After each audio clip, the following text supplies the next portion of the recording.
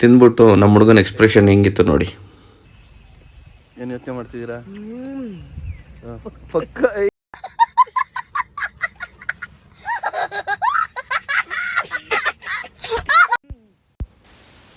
Hi, ಎಲ್ರಿಗೂ ನಮಸ್ಕಾರ.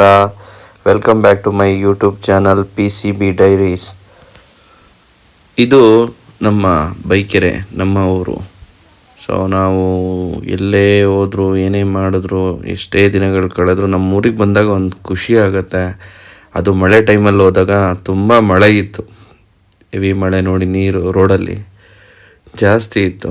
So ನಾವು ಹಂಗೆ ದಾರಿಲಿ ಹೋಗ್ತಾ ನಾನು ನನ್ನ ಕಸಿನ್ಸು ಮಳೇಲಿ ನೆನ್ಕೊಂಡೇ ವೀಡಿಯೋ ಮಾಡ್ಕೊಂಡು ಹೋಗ್ತಾಯಿದ್ವಿ. ನಮಗೆ ಈ ಹಣ್ಣು ಸಿಕ್ತು. ಈ ಹಣ್ಣು ಬಂದ್ಬಿಟ್ಟು ನಾವು ಹುಳಿ ಸೀಬೆಹಣ್ಣು ಅಥವಾ ಕಾಡು ಸೀಬೆಹಣ್ಣು ಅಂತ ಕರೀತಾರೆ. ಅಷ್ಟೇ ದಪ್ಪ ಆಗೋದದು.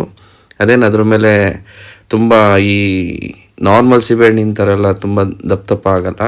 ಅದೀಗ ನೋಡ್ತಾ ಇದ್ದೀರಲ್ಲ, ಅಷ್ಟೇ ದಪ್ಪ ಆಗುವಂಥ ಸೀಬೆಹಣ್ಣು. ಇದು ತುಂಬ ಹುಳಿ ಇರುತ್ತೆ. ಸೊ ಅಂದರೆ ಆ ಟೇಸ್ಟೇ ಹುಳಿ ಇರುತ್ತೆ.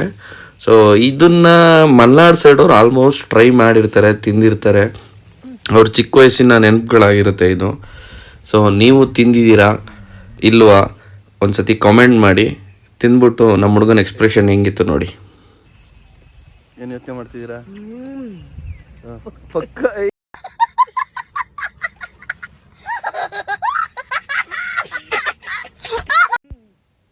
ಫಸ್ಟ್ನೇ ರಿವ್ಯೂ ಕರೆಕ್ಟಾಗಿ ಕೊಡಲಿಲ್ಲ ಅಂತ ಹೇಳ್ಬಿಟ್ಟು ಮತ್ತೆ ತಿನ್ನಿಸ್ದೆ. ಸೊ ಮತ್ತೆ ಅವನು ಸೀಬೆಹಣ್ಣು ತೊಗೊಂಡು ತಿಂದ, ಮತ್ತೆ ಒಂದು ರಿಯಾಕ್ಷನ್ ಕೊಟ್ಟ ನೋಡಿ.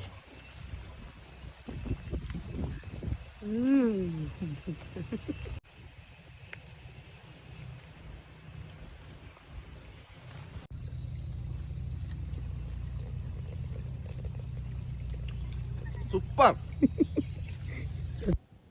ಸ್ವಲ್ಪ ಹುಳಿ ಇದ್ದರೂ ಸೀಬೆಹಣ್ಣು ಮಾತ್ರ ಸೂಪರಾಗಿತ್ತು. ನೀವು ಈ ಸೀಬೆಹಣ್ಣು ಬಗ್ಗೆ ಮೊದಲು ಕೇಳಿದ್ರಾ ಅಥವಾ ನೀವು ತಿಂದಿದ್ದೀರಾ? ಸೊ ಎಲ್ಲಿ ತಿಂದಿದ್ರಿ? ನೀವು ಮಲೆನಾಡೋರಾಗಿದ್ದರೆ ತಿಂದಿರ್ತೀರಾ. ಆಲ್ಮೋಸ್ಟು ಸಕಲೇಶ್ಪುರ, ಚಿಕ್ಕಮಂಗ್ಳೂರು ಈ ಸೈಡ್ ಅವ್ರಿಗೆ ಗೊತ್ತಿರುತ್ತೆ ಇದ್ರ ಬಗ್ಗೆ. ನೀವು ತಿಂದಿದ್ದೀರಾ ಇಲ್ವಾ ಅಂತ ಕಾಮೆಂಟ್ ಮಾಡಿ. ಇದೇ ರೀತಿ ವಿಡಿಯೋಗಳಿಗಾಗಿ PCB ಡೈರೀಸ್ ಚಾನಲ್ನ ಸಬ್ಸ್ಕ್ರೈಬ್ ಮಾಡಿ, ಸಪೋರ್ಟ್ ಮಾಡಿ, ಬೆಲ್ ಐಕಾನ್ನ ಕ್ಲಿಕ್ ಮಾಡಿ, ನಿಮ್ಮ ಸ್ನೇಹಿತರಿಗೆಲ್ಲ ಶೇರ್ ಮಾಡಿ. ಎಲ್ಲರೂ ಚೆನ್ನಾಗಿರಿ, ಖುಷಿಯಾಗಿರಿ.